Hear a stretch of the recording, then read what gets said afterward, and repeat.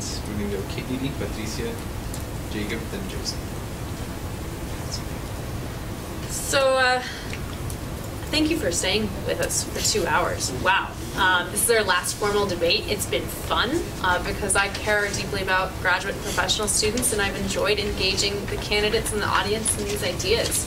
I think ultimately, I hope that the GPSA is an organization that everyone feels that they are included in, that GPSA can turn around and serve students across the campus and make sure that we are representative of the community. I think you're absolutely right about that. That's what we should be aiming for. And we should be aiming for it at the undergraduate level, and we should be aiming for it at the graduate level, and we should be aiming for it in our faculty and in our administration. And we are not seeing that pipeline happening. And so I hope that GPSA can sort of make sure that students have the opportunities and resources to have their student success.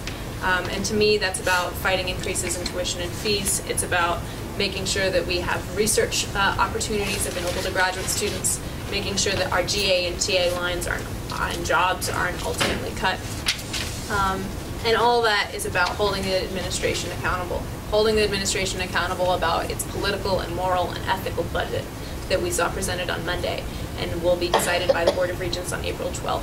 What direction this university is taking. And I know what direction students need, and I hope that you'll consider supporting me for GPSA president. Thank you very much. Patricia? This has been a very critical time. This election has come at a very critical time. We're facing multiple challenges on multiple fronts, not just as students in this community, but as a community as a whole. And every single challenge that we're facing is related. So we need the leadership that is able to pull the resources necessary, that is connected to a much broader political arena, to be able to access that political arena to assist us in being able to take our issues, such as what we've all identified as being our key issues, and those are the issues that the students are facing. And at this university, we're talking right now, we're feeling the crunch of tuition increases. Not being able to look at other alternatives. We as an institution have a wonderful assets. We have funds sitting in bank accounts and in investment portfolios, and we're not accessing those, and we don't even know, the information flow isn't even coming to us. I think that we have to have someone in the position that has had that experience, that has been able to connect with the legislative community, connect with the political community, with the larger community, to force the institution to provide the information that's necessary for us to make those decisions on our behalf, but also to hold this institution accountable to finding the ways in which to take the burden away from students and from faculty and from staff, and to provide the students with the resources and the classroom sizes and the faculty that we need in order to be able to gain our education so that we can become the leaders in our communities and that we can pursue our careers and professions as we've invested to do in this institution. And I think that I bring that leadership, and I appreciate your support. Thank you. Jacob? Well, thank you all, and thank you, Perk, for being with us for 8 hours of debate over the last 2 weeks. You know, I'm really glad to be sitting up here with everybody, and I think the organization will be well served by whomever the students decide to elect. You know, but at the end of the day, I'm in this race because I firmly believe we need to take a different take on many of these challenges that continue to face our community. We need to start engaging in a real discussion about how this state will cope with the rising cost of tuition as a state community.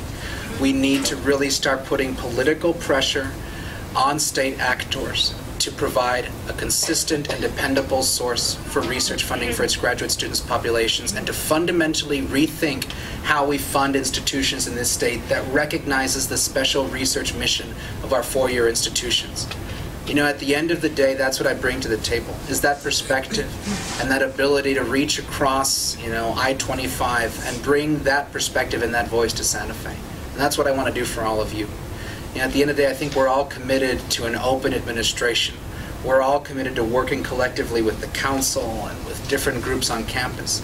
But I think when you ask yourself, what qualities of leadership does this institution and this organization need right now? Those are the qualities I'm trying to bring to the table.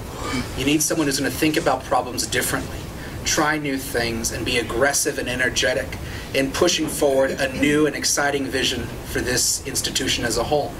I'm proud that, I've been talking throughout this campaign about jobs and job creation, and I think we should be talking about those issues. And I think GPSA under my administration will start doing a lot more to connect our graduate student talent at this university with vibrant opportunities across the state. That's the kind of organization that I envision, and I hope you'll join with me in building that. And I thank you all for your time. I ask for your support, and I do thank the rest of the candidates for their time and their commitment to this university. Sincerely, thank you. Finally, Joseph, bring it home. Yeah, last one, great, everyone's ready to go.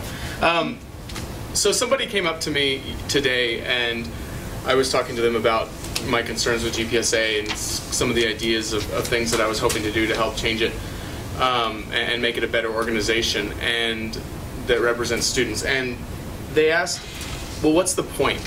They said, what's the point? Not just what's the point of GPSA, but what's the point of even running for president? I mean, you have other opportunities in school, and why don't you focus on getting a job or something like that? And, to me, that's a question that I can answer easily because I am passionate about this university. But I think that question illustrates the problem with students on this campus, that they do not know what GPSA's purpose is. And that's a fundamental part of why I want to run for GPSA, because I feel like GPSA has moved away from its purpose. I feel like GPSA does not represent the entire student body in the way that it should. I don't think the organization as a structure is set up to take the ideas that the university students have and formulate it in a way and a process that allows them to communicate directly with the administration and other groups on campus. And that's the main reason why I want to run, because I feel like more can be done to create a better organization for students so they have the opportunity, at least the opportunity, to be able to voice their concerns on campus. And I feel like this is a big picture idea. I don't think that this is a campaign, at least for me, that's focused on several narrow issues. To me, this is something about building a foundation to create something better than the way I found it.